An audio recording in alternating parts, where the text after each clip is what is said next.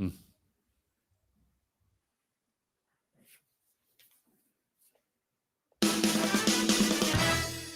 It's Monday. That means David Shapiro, and I'm so pleased to be talking to you today, David, with your wise head when you have a look around at the chaos that's happening in South Africa.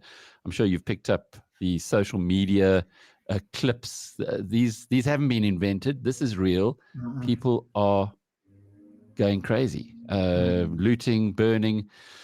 You just got to think, maybe starting off with a starting point is that there are lots of videos on macro being looted and people leaving there with big screen TVs and whatever else, washing machines. I saw one with a fork truck with a whole stack of product that's been taken from macro, and of course it's being burnt at the same time. Macro is owned by Walmart. Walmart's the biggest retailer in the world and American. What the devil do you think is going on at Walmart's head office this morning? Yeah, you mean what they're thinking?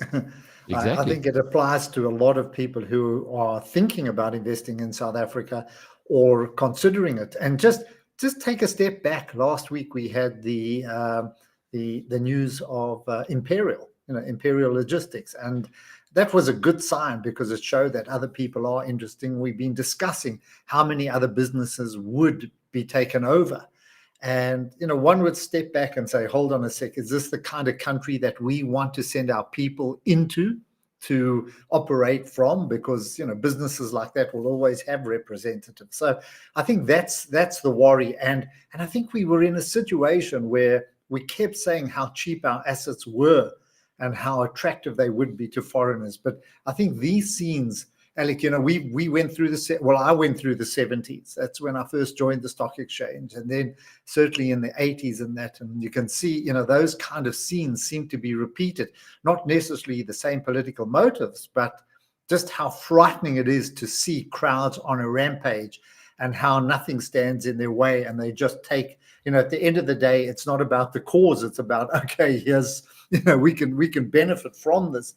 And it just it gets out of control, and I'm not sure we've got the forces to actually control it and get on top of it. So these are very worrying sights.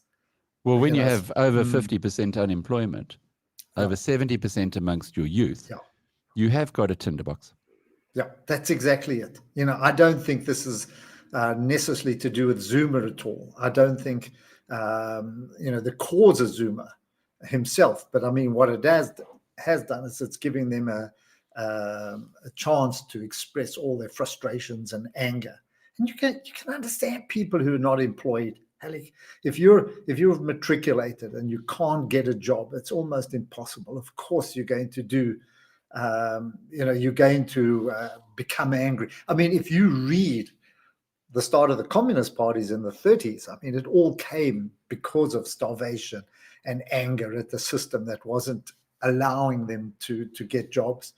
And this is, from my point of view, hopefully we can get on, we can get in control of this. But I mean, it is painting a pretty bad picture when you see, when you see shopping centers burning and people looting. And it's not just one, horrible. Dave. It's all over the place. We have family in Pietermaritzburg, and what's happening there is astonishing. That people have gone in, looted shopping centers, but and then worse than that, set them alight.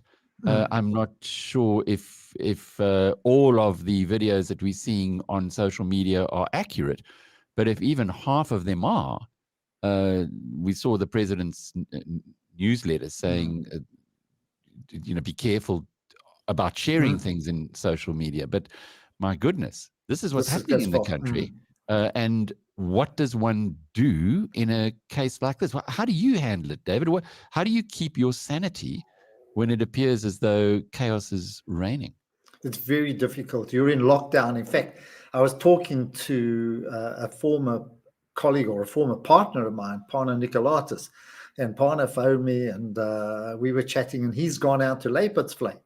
And funny, he picked up on social media. The reason that he phoned me was my 50th wedding anniversary, and he phoned me. So I know he listens to Mazel tov, Dave. So he listens to podcasts. But he phoned me from Leipertsvlei, where I think he has a shopping center, and he said they're all in lockdown there. What they did, they heard the masses were coming, so they put up the railings, they put up the bars and closed the shops and gone home. And my story, I said, Pana, I don't care about it. Just make sure you're safe. In other words, don't look for trouble, because when those masses come, you don't know which side they're going to come. It's like an army marching on you. Just make sure you go home. And that's the kind of fear, because no matter who's in the way, they will take you out. And that's the worry, because there's no you cannot reason with a mob.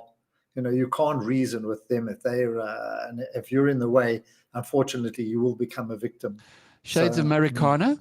If you recall, in Marikana, it was very similar. And then at that point in time, the cops started shooting first and asking questions afterwards when they had people rushing them. Surely the potential for something similar to happen now has to be high. It has to be, because it depends on how the police handle this. I don't know whether they've got the training and skill to handle these kind of crowds, and whether the crowds will disperse or whether they'll disperse first. And that's our biggest, or they shoot. When your life's in danger, I mean, you shoot. And we've been through that in Alec. I was around at Sharpeville. I was a teenager, and I remember how petrified the police were. I mean, it was in fact a peaceful demonstration, but even so, and look at the carnage that was caused as a result of that. So people, fearing their lives, especially with a firearm in their possession, can be, you don't know what they can do. And I think that will only, inflame the masses even more. So from an investor's perspective, from the investment market's perspective, what are they looking for here? Strangely, the markets have actually been stable. The rand has given back a bit. It was 14.17 yesterday. Today it's like 14.40. So I think there's a bit of fear there. And broadly, banks and other local companies are down. But a lot of our market is dictated by offshore companies, the miners, who do a lot of business outside. But I think the longer term consequences can be serious. The images, and remember how fast these circulate around the world on every major network. And, they're already making headlines on international networks. And that's the worry. And we're in such trouble at the moment. Not only we're fighting a pandemic, we got no tourists coming here, but you want to create an environment that was changing. And Ramaphosa was getting there, literally inch by inch, even by sending Zuma to jail. It was a move forward for him to try and get control. We've the one thing that we do have is a lot of good operations that one can invest here. It is an investable country in the right kind of climate, but we just keep scoring own goals. We just keep setting ourselves back, and politically there may be reason for that. What's the best case scenario from where we are today? That we get control of this. That Ramaphosa shows his strength and gets on top of this.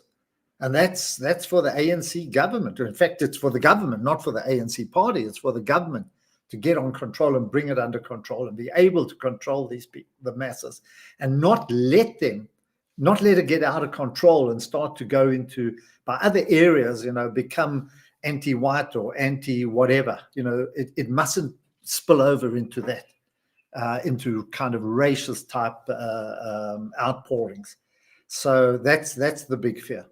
And surely the real lesson from this has to be, you cannot continue along economic policies that are growing unemployment. And absolutely. Perhaps the penny is going to drop somewhere in that centralist command economy type thinking, which has never worked anywhere else in the world, and we're now reaping the whirlwind.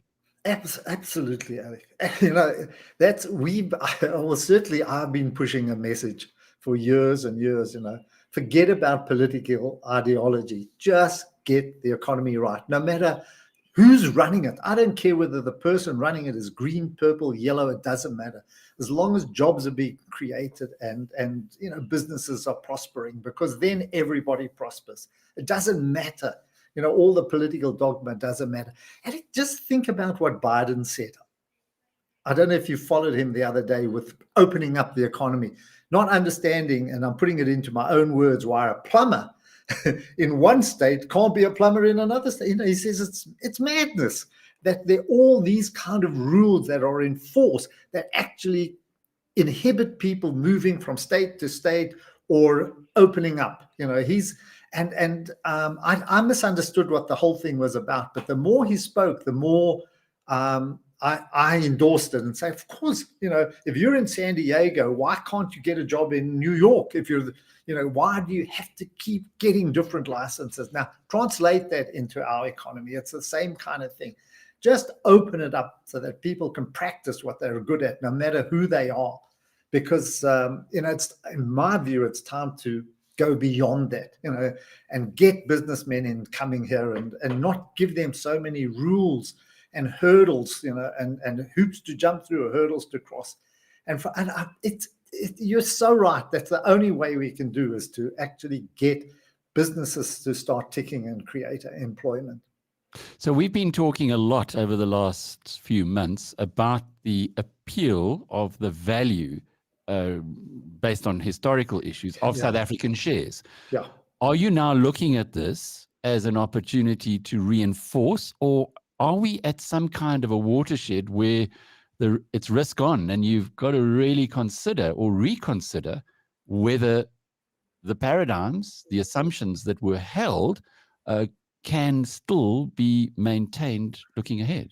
If we get in control of this very, very fast, if it's a one-day wonder, that's it. But if it lingers and continues and spread, then I'm afraid we have to revisit that, because we've been talking here with Pitt and with so many other people about the value in so many of our businesses, from ArcelorMittal to Nampak. You saw Imperial being taken out. They're going to be more.